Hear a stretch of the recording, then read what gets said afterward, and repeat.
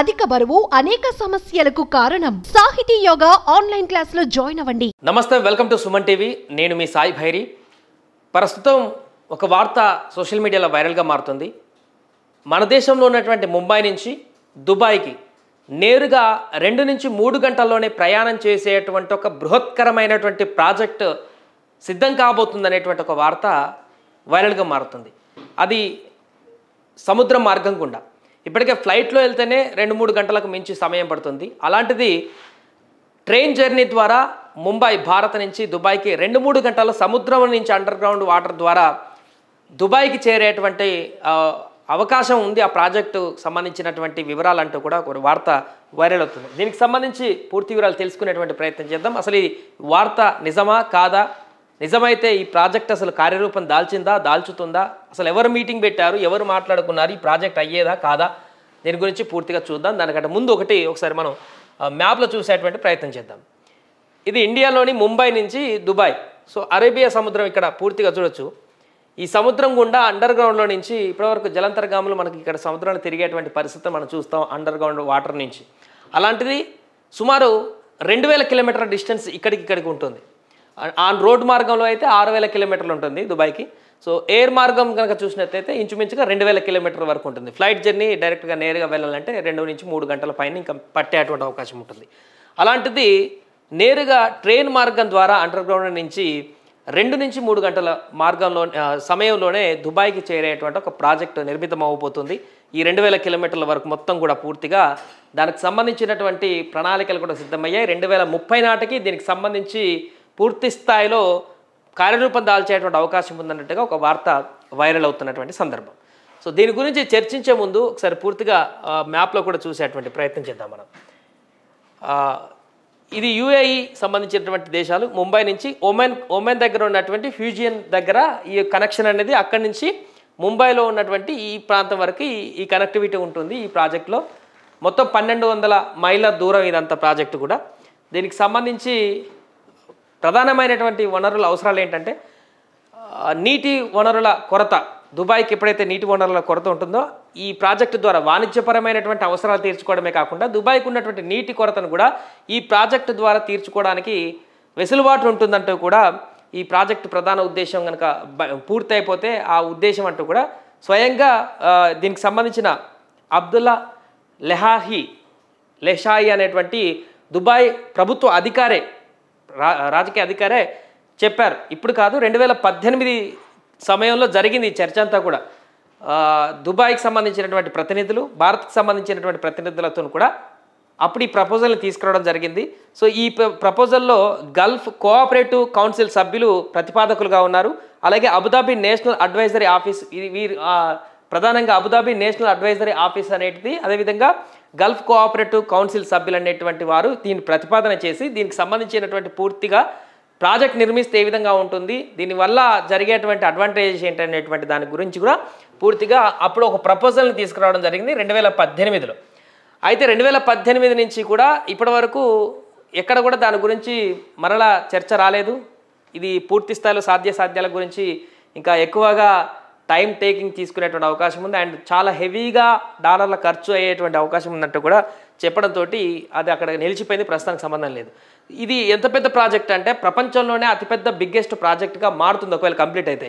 ఇప్పటి వరకు ఇక్కడ యూకే ఉన్ను ఫ్రాన్స్కు మధ్యలో ఉన్నటువంటి గ్రీన్ ఛానల్ ఒకటి ఉంటుంది.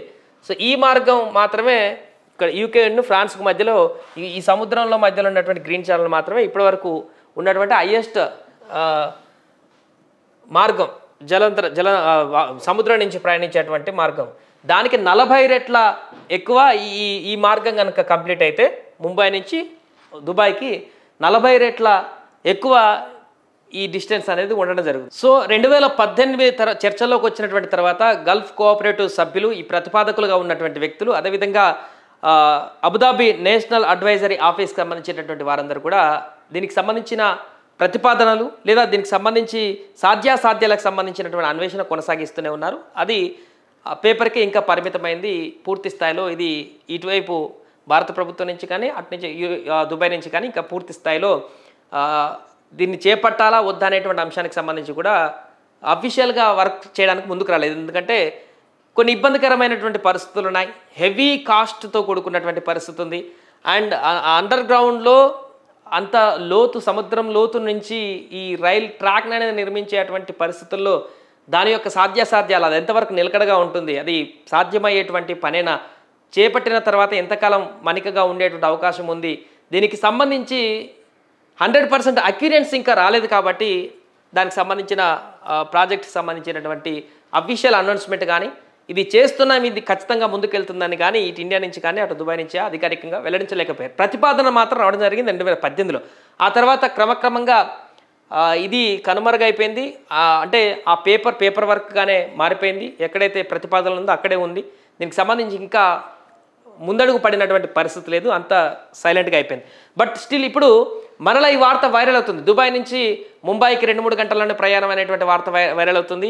ఇది ట్రైన్ గంటకి 600 నుంచి 800 కిలోమీటర్ల వేగంతో ప్రయాణించేటువంటి ట్రైన్ ఇక్కడ నిర్మించబోతున్నారు అండర్ గ్రౌండ్లో నుంచి, ఒక జలాంతర్గామి టైప్లో అనేటువంటి విషయాన్ని ఇప్పుడు చక్కర్లు కొడుతుంది సోషల్ మీడియాలో. అయితే 2030 వరకు దీన్ని ఇంప్లిమెంట్ చేయాలనేటువంటి ఆలోచనతో ఉన్నట్టుగా కూడా ఒక వార్త అయితే ప్రస్తుతానికి వైరల్గా మారుతున్నటువంటి పరిస్థితి.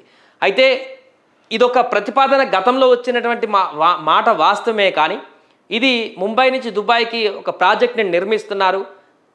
2-3 గంటల్లోనే ట్రైన్ మార్గం ద్వారా అక్కడికి చేరుకునేటువంటి వెసులుబాటు అతి తొందరలోనే రాబోతుంది. భారీ ప్రాజెక్టు ప్రపంచంలోనే కాబోతుంది. దీనికి 2030 ప్రారంభోత్సవాలు చేసుకునేటువంటి సంవత్సరంగా వార్తలు ఏదైతే వస్తున్నాయో అది ప్రస్తుతానికి మాత్రం, ఈ రోజుకి మాత్రం అది పూర్తి స్థాయిలో నిజమైనటువంటి వార్త కాదనేటువంటి విషయాన్ని ఇక్కడ మనం గుర్తుంచుకోవాలి. అంటే అది అబద్ధం అవుతుందని కూడా కాదు. ప్రపోజల్ 2018 ఆ సమయంలో ఒకసారి రావడం జరిగింది. ఆ తర్వాత ఇంకా ఎక్కడ కూడా ఇది యాక్టివ్గా కనిపించలేదు. 2 దేశాల మధ్య దీనికి సంబంధించిన పూర్తి స్థాయిలో అధికారిక స్టేట్మెంట్లు కానీ ఇంకా ఏం చేయాలి, ఎట్లా చేయాలి, ఎప్పుడు ప్రారంభించాలి, అసలు చేయొచ్చా లేదా, దీనికి సంబంధించిన బడ్జెట్ ఎంత, ఇదన్నీ కూడా పూర్తి స్థాయిలో అధికారికంగా ముందుకు వెళ్ళలేదు. కాబట్టి ఒక ఆలోచన అయితే 2018 తర్వాత రావడం జరిగింది. ఆ తర్వాత ఆలోచనగానే ఉంది, ఇంకా అన్వేషిస్తున్నారు.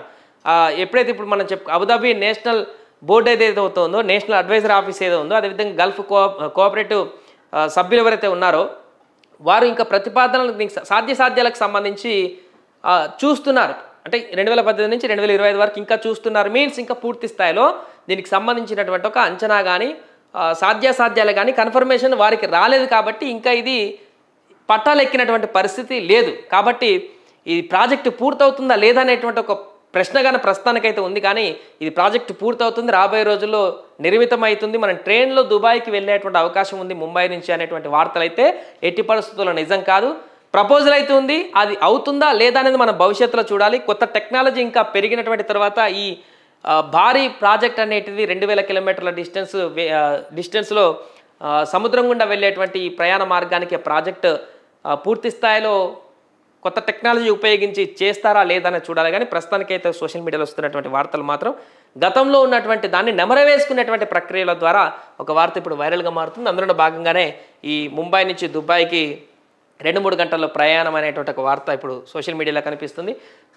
ఫ్లైట్ల ద్వారా ప్రస్తుతానికి 2-3 గంటల్లో వెళ్ళొచ్చు, బట్ ట్రైన్లో 2-3 గంటల్లో వెళ్ళేటువంటి పరిస్థితి ఇప్పుడు లేదు. ఆ ప్రాజెక్ట్కి సంబంధించిన ప్రతిపాదనలు ఇంకా ప్రతిపాదన కూడా కాదు, ఒక ఆలోచన సాధ్యాలకు సంబంధించినటువంటి జరిగిన ఒక చర్చ అబుదాబిలో ఉన్నటువంటి పెద్ద మనుషులు అబ్దుల్లా అల్హేషి కానీ మిగతా యుఏఈ ప్రతినిధులు కానీ ఒక ఆలోచన చేయడం జరిగింది. బట్ అది ముందుకు వెళ్తుందా లేదా అనేది చూడాలి. ఇంకా వెళ్తే బాగానే ఉంటుంది ప్రాజెక్ట్, అది కంప్లీట్ అయితే ఈ ఆసియా దేశాలన్నిటి కూడా కనెక్టివిటీ కూడా ఈజీ అవుతుంది. దాంతో భారత్ కూడా లబ్ధి చేకూరుతుంది, దుబాయ్ కూడా లబ్ధి చేకూరుతుంది.